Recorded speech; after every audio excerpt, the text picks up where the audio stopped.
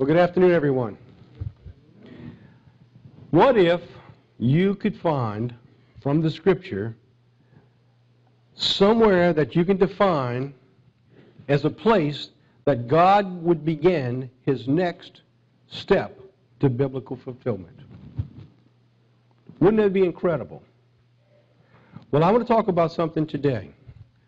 The name of the sermon is The Next Great Step to Biblical Fulfillment. Now, I thought about that title as I wandered and I pondered it in my mind. How can I make a statement like that, and how would we know? So I decided to let you make a decision on your own. So there you have a question mark. Are we in a time where we have just witnessed the beginning of the next great step to biblical fulfillment? How would you know? As you go back through Scripture and you try to find places that God began His movement, it's very hard to define that. A few weeks ago when I gave a sermon, we were talking about the displacement of God from our society. Where did it begin? Well, I went back and I began to lay it out as best I could understand way back into the mid-20s, if you remember, when we began to see the monkey trials, as they labeled it back then, when America allowed to be brought in evolution to compete against creationism and being allowed to be taught to our children. If someone back then would say, well, listen, if we allow this step, quiet, remote, unassuming, to come into our system, the next thing that's going to happen is we're going to be rejecting God from our society. They would have laughed you to scorn, wouldn't they? So no, that's not going to happen.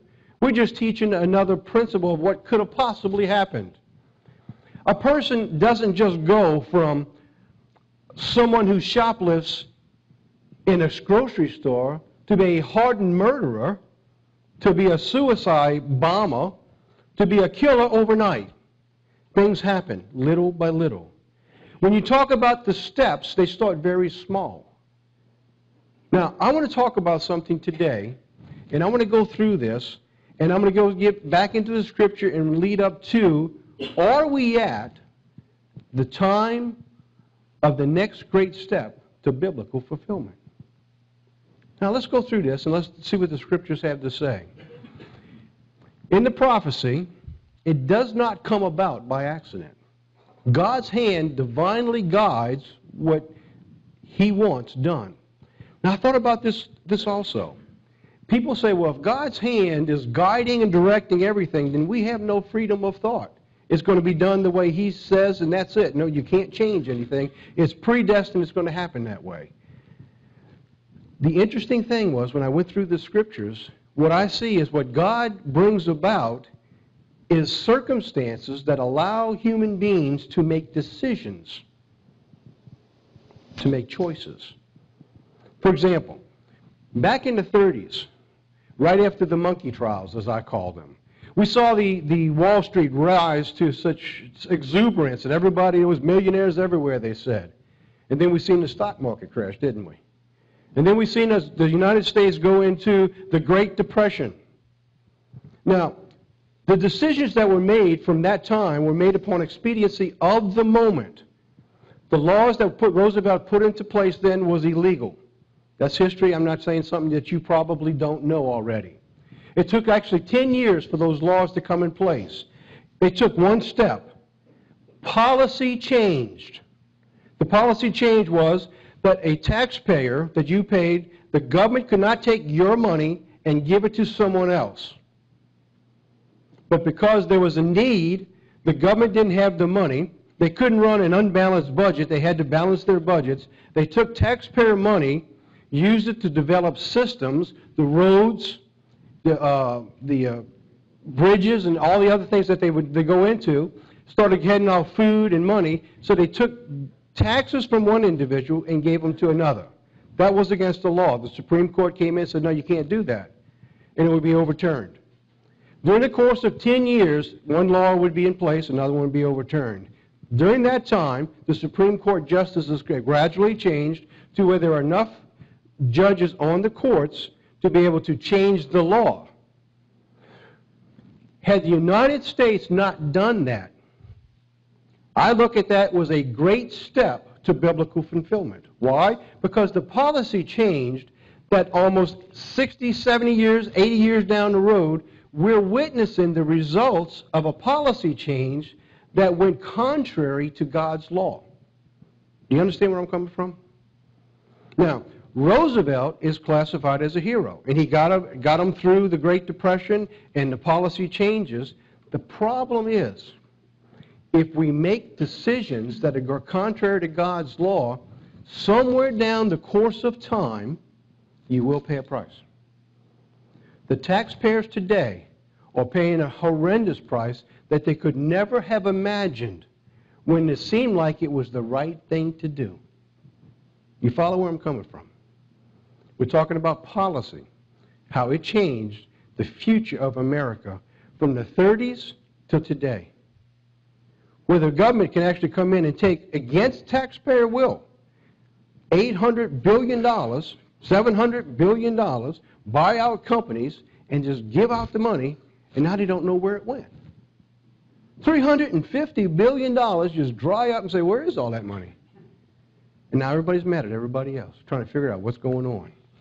Prophecy is divinely guided. Prophecy sometimes takes thousands of years to come to pass.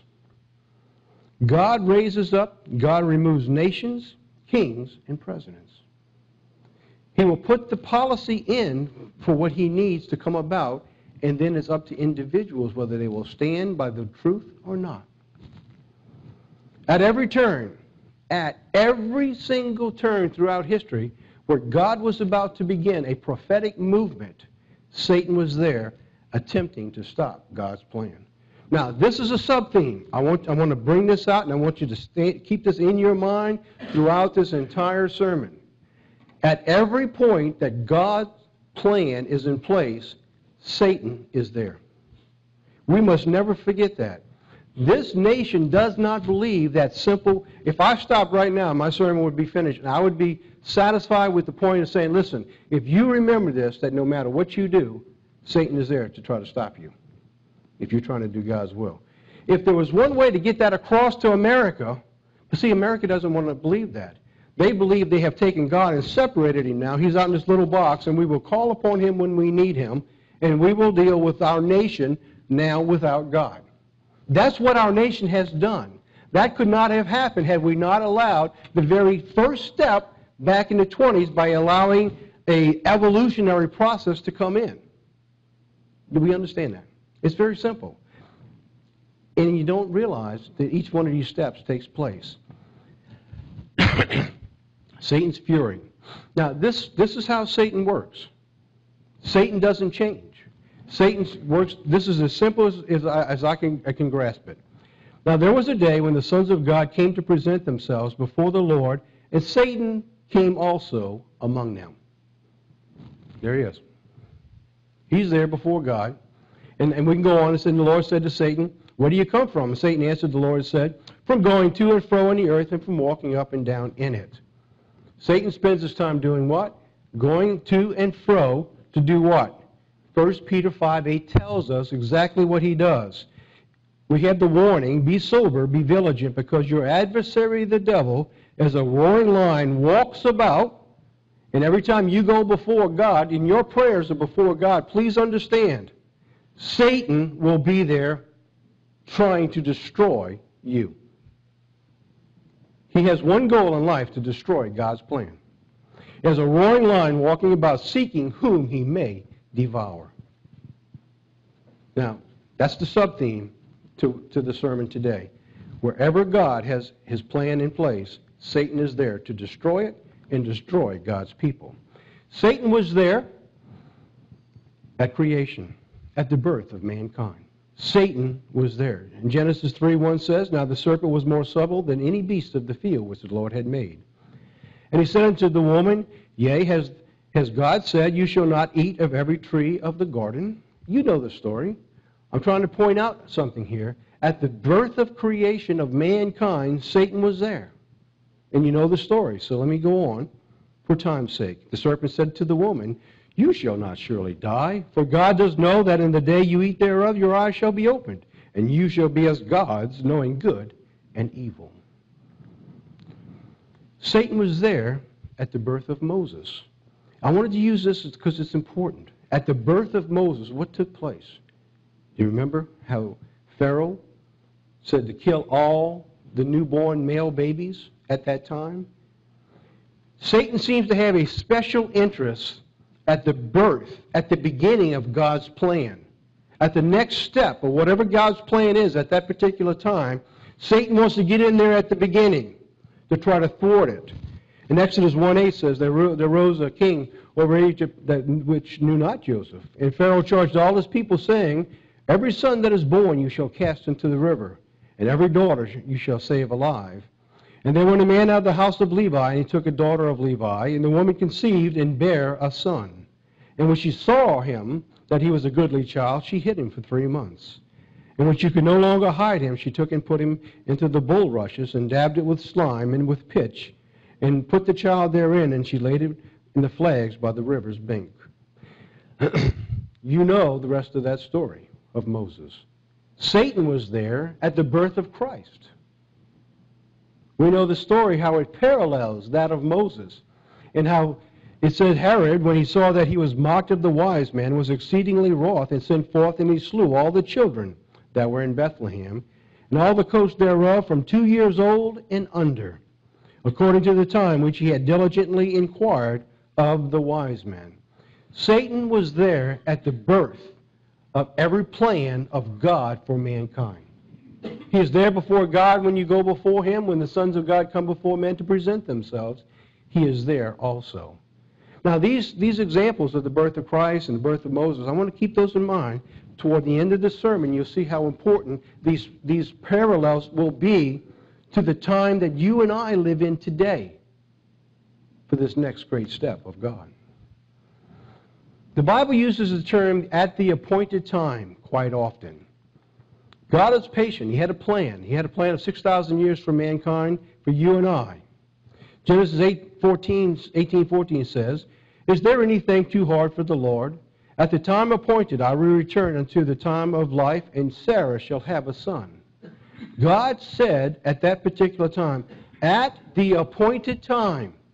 It was approximately 10 years from this statement till Abraham had their first son. Approximately 10 years. Because you see, God had a plan. There was a time. When God begins his plan, it's hard to determine. And I'm going to go through 2 prophetic scriptures in a few minutes to show you we can look back at one. And from the example of that one, he gives us how to understand the second. In Job 14:14 it says, "If a man die, shall he live again? All the days of my life, of my appointed time, will I wait." So I've got a few of these. I just wanted to write these down. And when you get your DVD, you can be in your computer, and you can pause it, or your TV, and you can stop and you go back and look at these appointed times. Daniel, there's quite a few examples of God talking about at the appointed time. And he said, "Behold, I will make you know what shall be in the last end of the indignation, for at the time appointed the end shall be." See, God has a plan. And that time is an appointed time for God. Daniel 10 verse 1 says, "In the 3rd year of Cyrus the king of Persia, a thing was revealed unto Daniel, whose name was called Belteshazzar. And the thing was true, and the time appointed was long." See that when he gave him this example, what he was telling Daniel is that this is going to be a long way off. At the appointed time.